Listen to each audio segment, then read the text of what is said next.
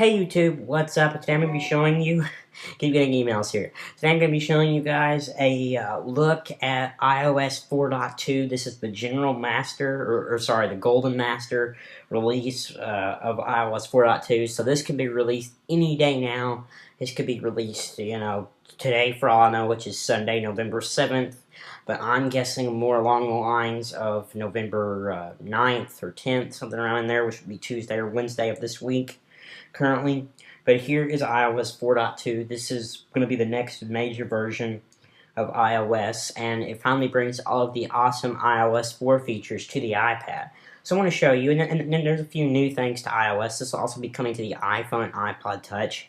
I currently don't have this installed on my iPhone. I kind of want to wait until Apple actually releases this so that way I can get all the iOS 4.2 apps and things, so that way everything works correctly. But the iPad I don't use on as much of a regular basis, so I'm willing to do a little beta testing with that.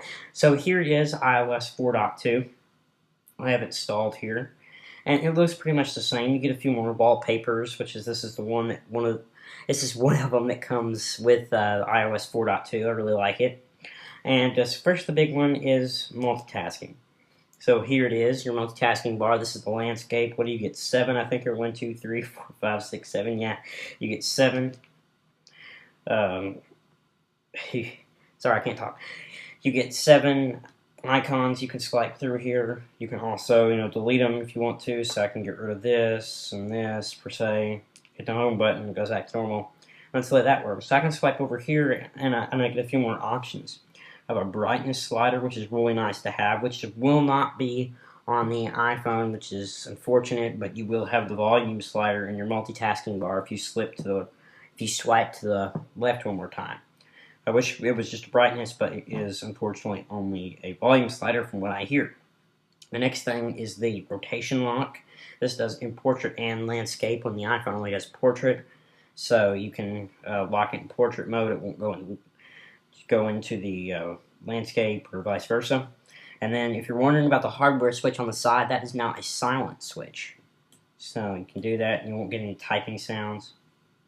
But if you flip that, make sure your volume's up, you can type and you hear the sounds. So that's that. Next thing is folders. So I've got a games folder here full of all kinds of games I've purchased and already have for the iPad.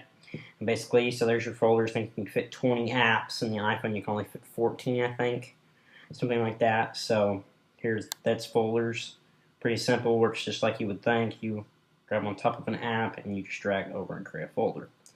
Simple enough. Let me think here. The next thing, we'll show background audio here real quick. If it works, this app doesn't seem to really work that well on the iOS 4.2 for some reason. Probably needs to be updated to work better, but it does work. I've had it work before where you can hit the home button and it plays in the background just like you would think.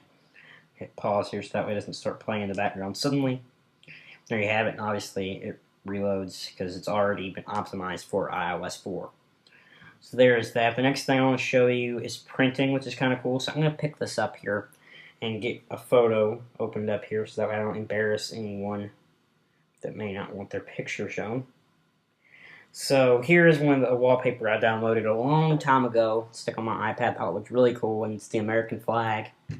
A little bit of patriocracy wouldn't hurt. So here it is. I hit the action button, which is what I call that. And you have your print option now. You can select how many copies you want and your printers, and that's it. Pretty simple. It also works in the web browser, so if I tap on my website here, and that's a load up. So I'll show you some new things in Safari. And that's loaded up here, so I can easily show you printing in Safari once that finishes loading. So here it is, looks really nice, just like it would on the desktop. Hit the action button, you have a print option also. Looks exactly the same, and this will also work in applications. So say you have Goodreader, you want to print out a certain document you have, that should work as long as the developer optimizes it to do so. And also, you have your icon here, which actually now shows you how many pages you have open, which is really nice. And then also, say I go to my blog here, and this is not the fastest website there ever was. I'm kind of working on that. but there's nothing I can really do at this time. But now say I go to this Google search here, which is kind of funny, they still call it Google. And let's see here, let's say I want to do iPad. So I'm going to put an iPad here. Scroll down to the bottom, it says on this page 5 Max. So if I hit find iPad, it's going to find an iPad on the page. And I think I can just, nope, I'm trying to figure out how to cycle through it. And there you have it. Oh, next. So you can hit next down here at the bottom, and you can find iPad on that page. Pretty nice. Hit done. You're done. Zoom out.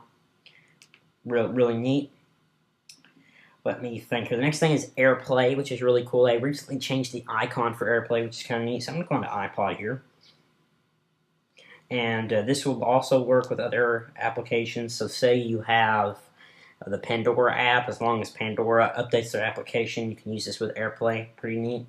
So I can hit the AirPlay icon, see the Apple TV. I can select that, adjust the volume for the Apple TV, and just play a song. So say I've got the Beatles up here. What is it? Hey Jude. Hey, it's classic. And you can hit play, and it'll play on the Apple TV I have in the living room. This also works in the multitasking bar, so I can tap that and on the fly change what source of audio I want to use. Really nice to have. And also the next one thing I'm going to show you is renting TV shows. You can finally do that on the iPad. In iOS 3.2 you could not do that. And what's interesting is there is still no ping support in the iTunes application. I'm guessing that will be coming with probably just a over-the-air update, probably whenever it launches. You'll have a ping icon down here, so you can see everything. So let me find a show here that more than likely has rentals. No Ordinary Family. That is from, I think, ABC, and I believe they have rentals. I can scroll down. I can rent that say Pilot for 99 cents, and there you have it. It'll download. You can watch it right on your iPad. Close that out. Let me think here. There's a lot of new features here, a lot of neat new things they have, small things. You can now disable 3G and just use Edge if you've got a 3G enabled iPad, if that's what you want to do to save battery life. Just tons and tons of different things, and I can happily report that the battery life is still tremendously great on the iPad. It hasn't really diminished it that much with 4.2. It is a bit lower, but nothing where I couldn't just shut it down and it stay on standby for days and days and days and not die. So that's really nice that it still has that functionality, and I love that. Notes also has some new fonts you can add, so if you hate the chalkboard, you can do Helvetica and marker felt. It's awesome. And that is really it. There's nothing that revolutionary new. It's more of an evolutionary update coming to iPad. It's about time. And if this would have come out back when 4.0 would have came out with the iPhone, I would have been really excited about this. This would have been really awesome.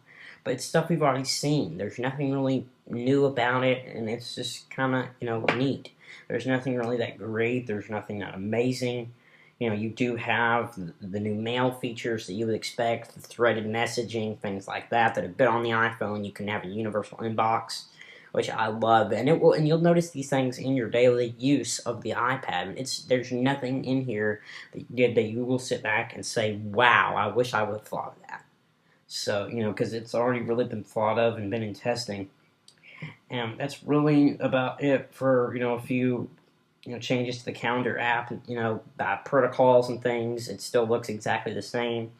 The YouTube app is a bit different, with thumbs up and thumbs down instead of the rating system, which is about time. So I was looking up Stevie Wonder here. That's pretty funny. Forgot I had to load it up. But say I go to here, my videos.